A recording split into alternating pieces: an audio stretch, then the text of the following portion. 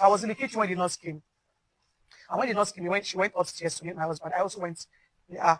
But we wanted to take the medication in Liam's room, but Liam's room is very small. So we had to go to our own personal room, myself and my husband's room. And, the nurse examined the wounded parts. And I told her that my husband is an ulcer patient. And she should be careful with whatever he wants to administer on his body. She was even happy. Like, she was even thanking me that thank God I informed her. And, she said, so I was asking her, what kind of injection do you want to give him? I asked her, and he said, tetanus, and I've forgotten the rest. No, I'm not in the medical line. So he gave the nurse administered one injection. The second one, I think, first, I think it was the third one that got on his body. Oh. Yes, it was the third injection. But I was not really at the scene because I was cooking before the nurse. So I had to go to the kitchen to put all the food I was cooking. I went upstairs. So I think it was around the nurse was about to give him the third injection when I entered. So immediately I entered, he was telling the nurse to remove it. I was feeling somehow. He told the nurse to remove it. He want to pee and he want to vomit. So I held his hand to the restroom. He vomited. He peed. On our way coming back from the restroom, he just fell down. He started saying his heart is hurting him. He needs water. So I had to call on Adura, like the other people that they should come. So he told Adura to get him water. Adura should pour in water. So Adura got him water. We poured the water on him, but he was still not feeling comfortable. He said he needs an AC, he needs fan. Like, he's hurting inside his heart. He's hurting him. Heat inside. Yes, like he needs water. Like he needs us to pour in water. Next, he started having, his body started having reactions. Like he was vomiting. So we had to carry him to Liam's room because Liam's room has AC. So he said he's still not feeling comfortable.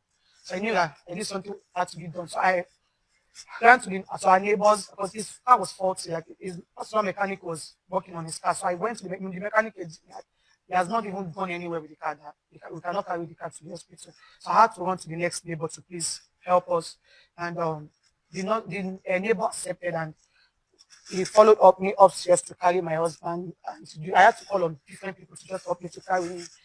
So, immediately that thing happened. The nurse ran to the nearest pharmacy. The nurse and Bami, they ran to the nearest pharmacy to get something to calm the reaction. So on our way going to the hospital, we saw Bami and the nurse. So we had to take them along. So, and we stay around Ochi in Lekki. So on our way going, there was much traffic. The traffic was really, really much. So we had to just come down from the car and carry him on the bike to the hospital.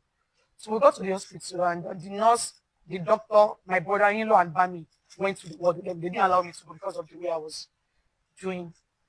So when we got to the hospital, the doctor tried to examine me, and I think like 15 minutes later, the doctor broke the news that he's dead.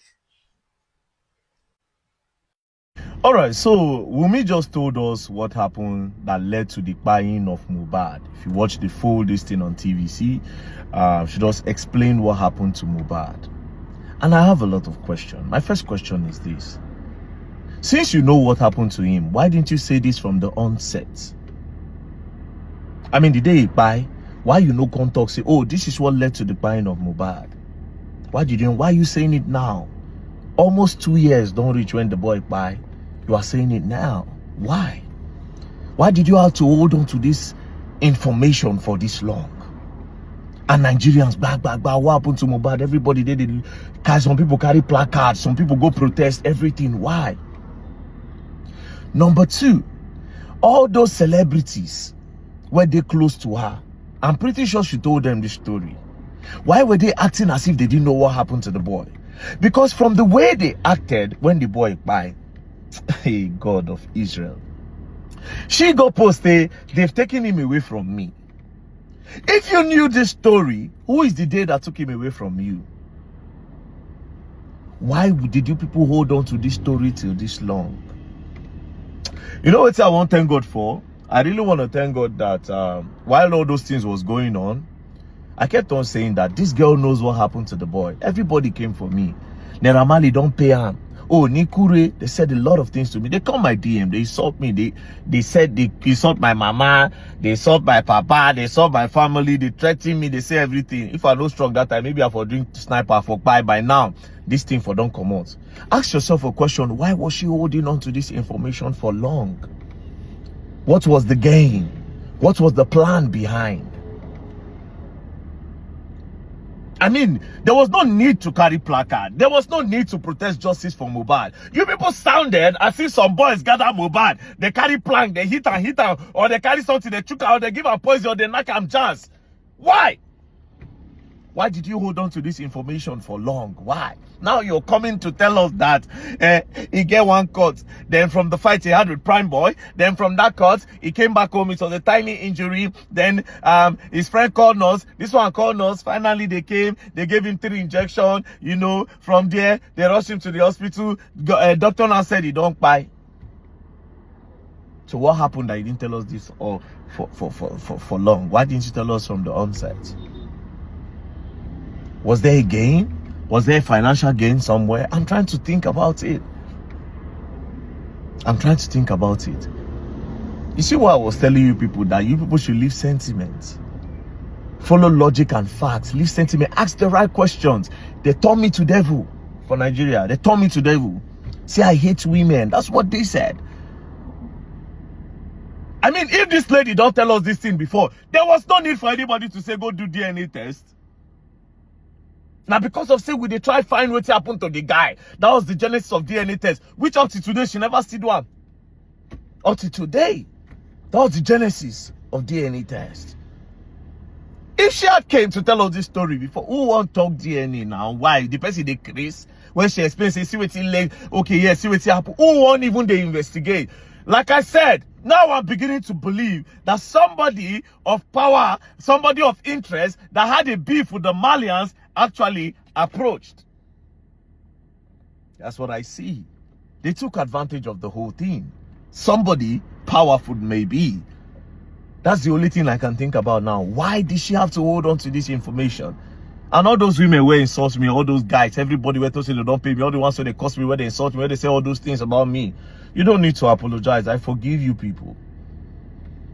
I know say my spirit they irritate you now because I stand strong. I irritate a lot of you because you people are dubious. You people are not straightforward. You people are blackmailers. You people are people who be saying anything if you buy. I said different narrative were flying, bro. And I think this in our own case. They say Neramali after they do Neramali run come up from Nigeria. Meanwhile, those guys were never in Nigeria when it happened. Guess what? They don't divide their career. Because when I don't pin this thing on these guys. Zinoliski when I don't divide in career. Because when I pin this thing on these guys. These guys never did nothing. When I inherit beef from people, use them. Now she has told you people the truth. Their name is not involved. What do you have to say? I'm curious.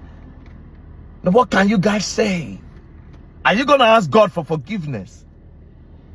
What is your conscience telling you? To all the people that support them emotionally, sentimentally, what would you tell your God? Because tomorrow, if this kind of thing happens, and they watch you now, just pray this thing doesn't happen to your neighbor, your friend, your family. When you know the truth, when everybody turn against them. I thank God for my life, that no matter what I stand for the truth. If the whole country like me, they match my head, there's no problem. It's the truth I stand for, and that's the end. Now, what do you have to say? I always said she knew what happened to her husband. They called me crazy. Hey, God of future. Anyways, Neramali and Co. I really want to hear your part of the story. And now everything happened to you. Me, I already give you my platform to talk. Any day, anytime. Nobody do my platform for me. Now God. You understand? Me, I know. I don't have no godfather nowhere. Wow.